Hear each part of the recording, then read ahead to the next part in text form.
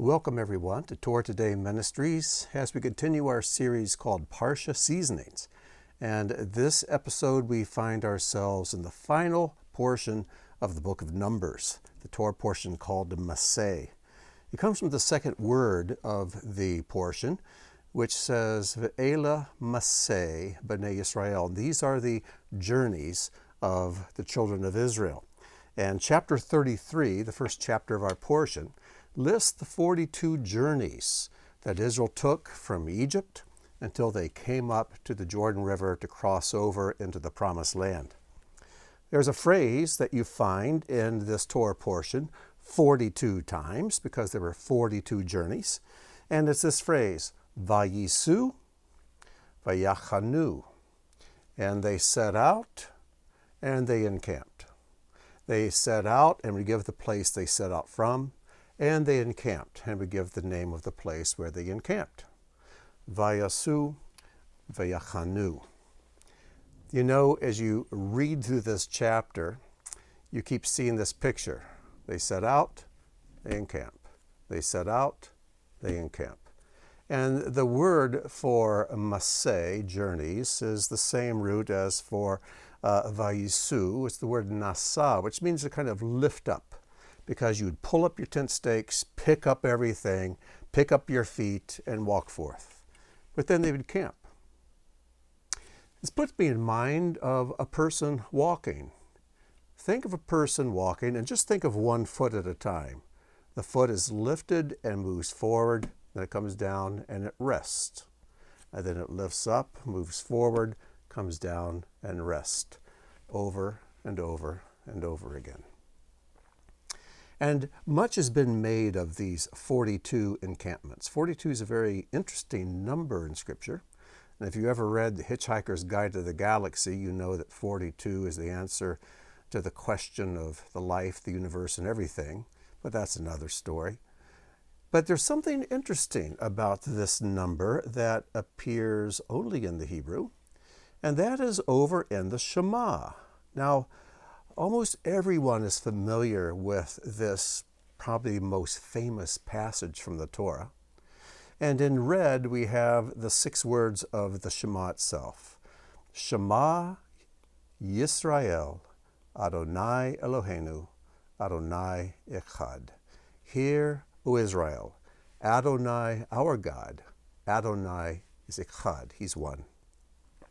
And you notice that the last letter of Shema and the last letter of Echad are written oversized. This is how they appear in every Torah scroll. And the rabbis surmise that the reason these 2 letters are written oversized is because together they spell the word aid, Ayin Dalet, aid, which means testimony. And the Shema is Israel's testimony to the world. And the Shema means more than that there's just one God. There were other religions around in the day that also believed in only one God. But when they say that Adonai, our God, Adonai is Echad, it has the weight of meaning that he truly runs the world. He is everywhere, and every breath you take is intimately connected with his will and his oversight. And it really carries the power of saying that his presence infuses everything. Now, Judaism and the scriptures do not teach pantheism, where there are many gods and everything is a god. Not at all. But it does teach what is called panentheism, which means that the one true God is everywhere and in everything. And if he wasn't, that thing would not exist. But it's being upheld by his presence, by his will, and even by his very breath. The rabbis refer to this as God's sustaining utterance. They say when God spoke the universe into existence, he more or less sang it into existence. And if he were to ever pause to take a breath, the whole universe would just crumble back into nothingness. But he's just sustaining it by his voice. It's a beautiful picture, and just a way to think about this and to visualize how intimately God is involved with his creation. Now, why am I bringing up the Shema while we're talking about Masei and the 42 encampments? Well, interestingly enough, the passage that follows, which is almost always quoted along with Hear, O Israel, is the next passage, V'ahavta et Adonai Elecha, and you shall love the Lord your God with all of your heart, with all your soul, with all your meodeka, which is best translated resources. And these words I command you today shall be upon your heart, and you shall teach them to your children. And you shall speak of them when you walk in the way, when you lie down, when you sit in your home, when you rise up, when you walk in the way. I got the order wrong. And it goes on to say, you shall bind them to your hand, and they shall be frontlets between your eyes. You shall write them upon your doorpost, your mezuzot, to beateka, the doorpost of your house, uvisharecha, and upon your gates. 42 words, exactly 42 words in the Hebrew. It's as if God has spoken, Hear, O Israel, the Lord our God, Lord is one. And then they began to leave Egypt. And the power of this faith in this one God that they're going to hear, because the word Shema means not only to hear, but to obey. And as they obey him, as they did in Egypt when they took the lamb and put his blood on their mezuzot and on their lintels, and they roasted the body of the lamb, that then they began their journey. They walked out. And they walked out of Egypt out of a love for God because of what he had done for them. He passed them from death to life, from slavery to freedom. But the end of the journey is that his word should be proclaimed through their homes and even on the gates of their cities, so the whole world might know this one God. So this 42-word journey is at the very heart and soul of the 42 journeyings and encampments of the children of Israel during those 40 years in the wilderness. Now, I want to change gears just for a moment, and I want to look at a passage that comes from Exodus, and I just took this one from Exodus 26:14, where God is giving Moses instructions for building the tabernacle. He says, and you shall make a covering for the tent of ram's skins dyed red, and a covering of Takash skins above. Takash, there's the word. Tav, chet, shin, Takash. And if your translators are really doing their job, they will not try to translate this word, but just leave it Takash, because no one knows what Takash skins are, what animal they came from. Some translations will put it's goat skin, but we have other terms for goat skins. Some say it's very fine leather, maybe, but what do they base that on? There are some that even say that they are badger skins. Some say porpoise skins. Some say they're the skins of sea cows or manatees. And then the Talmud suggests that they are unicorn skins, which explains what happened to all the unicorns. But we don't know. And so we have all these wild guesses because people are scrambling around to try to come up with something. But I think it's best just to leave it Takash skins.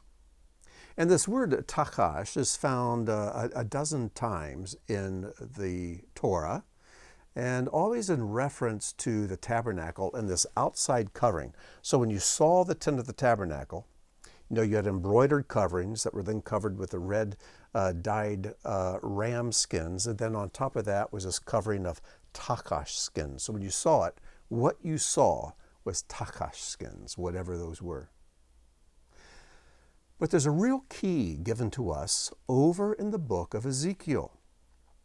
In chapter 16 of Ezekiel, Ezekiel describes how God found Israel, and he describes Israel as being this young woman. And she's just in the dirt, but he picks her up, he washes her, he clothes her in the very finest of clothing. He puts jewelry on her, puts a crown on her head, and it says this in verse 10, I also clothed you with embroidered cloth and put sandals of Takash skin on your feet. This is the only reference to Takash skins outside of the outer covering of the tabernacle. And what is it? It's shoe leather. I'm sure it's a very exquisite shoe leather, but nevertheless, a material out of which God made shoes for his bride. So let's carry this back over to the journeyings. 42 times it says that they set out and then they encamped. And every time they encamped, the tabernacle was reconstructed and there's the Takash skins. It's almost as if God's presence not only is just going through the wilderness with them and accompanying them through these journeys, but it's like the tabernacle is his footwear. And the Takash skins is his shoe leather. And every time he put his foot down and the camp stopped for a period of time, the tabernacle is reconstructed, there you saw God's shoe. The tabernacle is where his presence encounters the earth, just as when you walk, where your foot encounters the ground. It's an amazing picture. It's an amazing picture. But we also see that God made Takash skins for footwear for his bride. It's almost like we're united and we're walking together. God's presence and us, and God's presence and us as we walk in this world. It's an amazing picture. It's the kind of picture you find only in the Hebrew of the Scriptures. And this puts me in mind of Isaiah 66, verses 1 and 2, a beautiful passage. Thus says Adonai, heaven is my throne, and the earth is my footstool. In other words, the weight of my presence is in the heavenly realm, the unseen realm, the realm that is not visible from here. But this earth, that's where I prop up my feet. That's my footstool. What is the house that you would build for me? And what is the place of my rest? All these things my hand has made, and so all these things came to be, declares Adonai. But this is the one to whom I will look, he who is humble and contrite in spirit and trembles at my word. Through the prophet, God is saying, you want to build me a house? You want to do all these things for me? My presence is in heaven. That's where my throne is. The earth is my footstool. Then he goes on and says, but this is what really is important for me. You want to know where I really dwell on earth? You find the man who is humble and contrite in spirit and trembles at my word. Now that gets my attention. There is a place on earth where I will dwell. There is a person who also becomes my shoe leather, who becomes my hand and my feet in this world to do my will. That's where I'm going to occupy. It's a beautiful picture. And I trust that as you study these 42 camps, not much information is given about them, only a few. I trust that you will take to heart the fact that all of your journeyings in this life, every step you take in this life is recorded by God.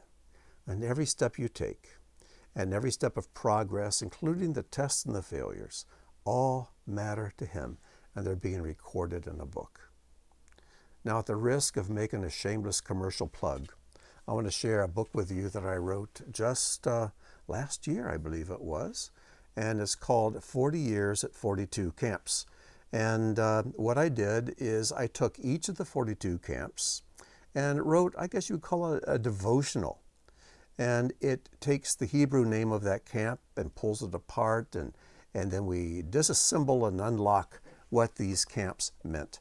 And you can just read it straight through, use it as a study book, but I think its value is primarily as something for a devotional. And so 40 years at 42 camps. I hope it'll be a blessing to you.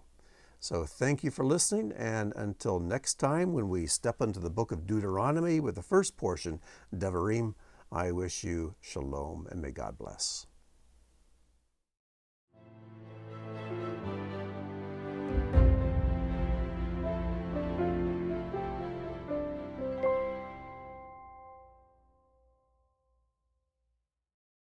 Until next time.